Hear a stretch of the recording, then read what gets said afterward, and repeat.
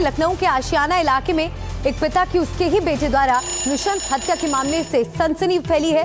बेटे ने 20 फरवरी को पढ़ाई करने से जुड़ी बात पर पिता को गोली मारकर अपने पिता की हत्या कर दी। बेटे की उम्र 21 साल है। 50 साल का उसका पिता उसे परीक्षाओं की तैयारी करने की बात कहता था, इसी पर उसने हत्या कर दी। यही नहीं, उसने हत्या की चश्मदीद बहन को धमकाकर चुप रहने के लिए मजबूर किया। उसने हत्या के बाद पिता के शव को ठिकाने लगाने के लिए अपने पिता के कई टुकड़े कर दिए।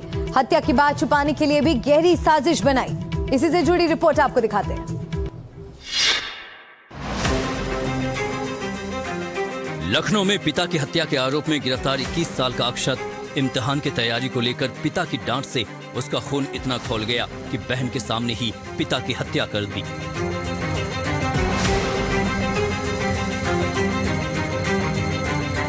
इतना ही नहीं, सबूत मिटाने के लिए शव के कई टुकड़े कर दिए।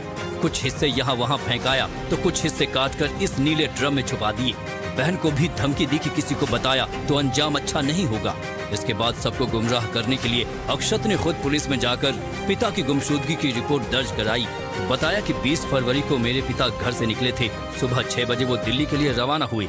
21 फरवरी को उन्हें घर लौटना था, लेकिन मेरे पिता घर वापस नहीं आए। उनके तीनों मोबाइल नंबर भी बंद थे। रिपोर्ट दर्ज होने के बाद पुलिस जांच में जुट गई, लेकिन शक बेटे पर ही जाने लगा। सख्ती से पूछताछ हुई तो सामने आया कि बेटे ने ही गोली मारकर पिता की हत्या की है। आरोपी बेटा अब पुलिस हिरासत में है। और आइए अब आपको विस्तार से इस मामले की जानकारी दे दें, जिसकी दहशत सबकी जुबान पर है। ये पूरा मामला लखनऊ के आशियाना इलाके का है। पिता मानवेंद्र सिंह दवा और शराब डीलर थे। उम्र थी 50 साल। हत्या के आरोपी बेटा अक्षत प्रताप सिंह 21 साल का है। पिता चाहता था कि बेटा डॉक्टर बने, लेकिन अक्षत का पढ़ाई करने का मन ही नहीं था। पढ़ाई को लेकर बाप बेटे में अनबन रहती थी। बेटा एक बार ऐसे ही झगड़े में घर छोड़कर चला भी गया था, लेकिन उसे मनाकर घर ले आया गया। 20 फरवरी को पढ़ाई की बात पर बेटे को गुस्सा आ गया। उसने पिता की राइफल से ही उन्हें गोली मार दी। अपने पिता की हत्या के बाद अक्षत को कोई पश्चाताप भी नहीं है। उसने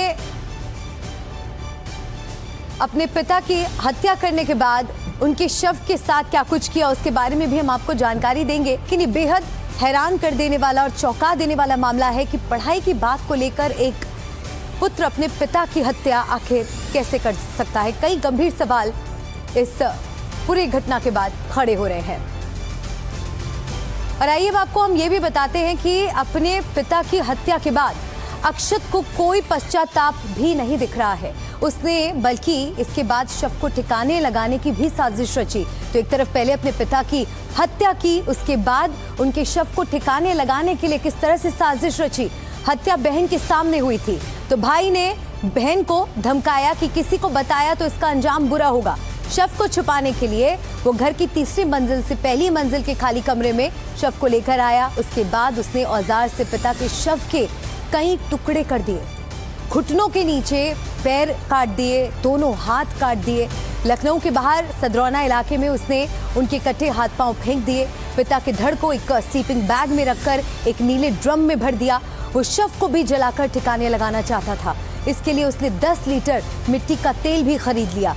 इस बीच गुमराह करने के लिए पुलिस में झूठी शिकायत की, लेकिन पुलिस की तफ्तीश में सख्ती हुई तो वो टूट गया और उसने सारा सच उगल दिया।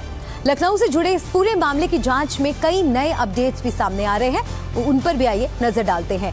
पिता की हत्या के बाद अक्षत ने बाकायदा एक व्हाट्सएप ग्रुप बनाया था, जिसमें वो पिता मानवेंद्र की मिसिंग रिपोर्ट अपडेट करता था। ऐसा इसलिए ताकि सबको उसकी बातों का भरोसा रहे।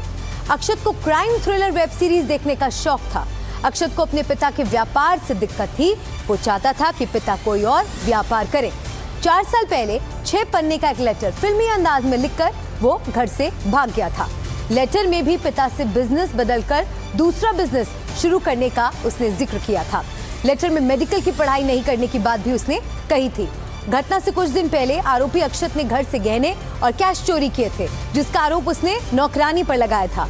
पड़ोसियों ने बताया कि अक्षत रामलीला के दौरान रावण बनता था। विलन के किरदार उसे इंटरेस्टिंग लगते थे।